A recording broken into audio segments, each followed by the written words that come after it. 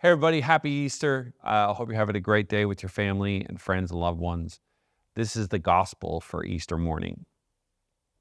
On the first day of the week, Mary of Magdala came to the tomb early in the morning, while it was still dark, and saw the stone removed from the tomb.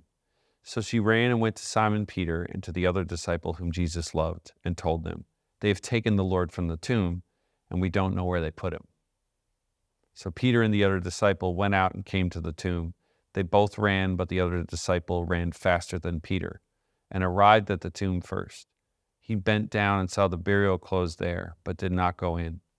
When Simon Peter arrived after him, he went into the tomb and saw the burial clothes there and the cloth that had covered his head, not with the burial cloths, but rolled up in a separate place.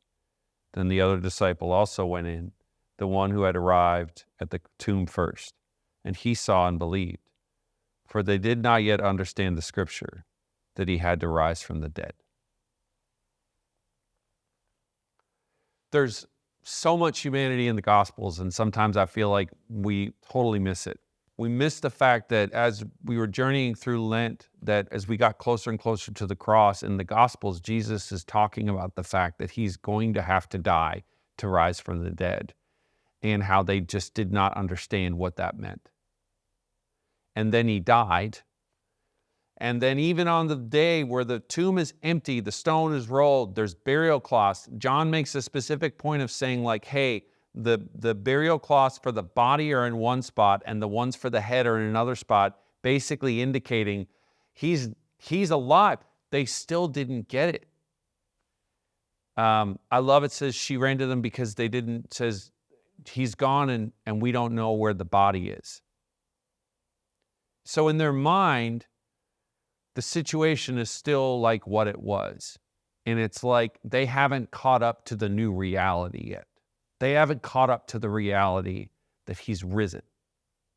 They're literally seeing the visible effects of the resurrection in front of their eyes, in front of their physical eyes. They're talking about people walking into an empty tomb and their souls have not caught up in faith with the reality of what they're seeing. How many times in your life is the visible effects of the resurrected Christ changing things in your circumstances, changing situations in your life, but you haven't caught up to the reality of what God is doing because you're still thinking about what happened 3 days earlier.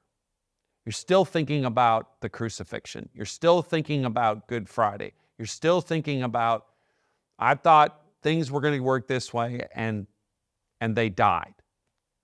And so my invitation to you is just, first of all, I don't know if you have to look in a mirror and just say, he's risen. He's risen. And let the reality of that sink in. As true, hopefully, as we celebrated that Christ died, and in the areas of our life where we experience our mortality and the frailty of this world and the frailty of our brokenness, and hopefully we experience God with us, suffering, dying, hopefully our eyes will open up to the new reality of what's happening in our life and where he's showing up as the risen Lord. Happy Easter.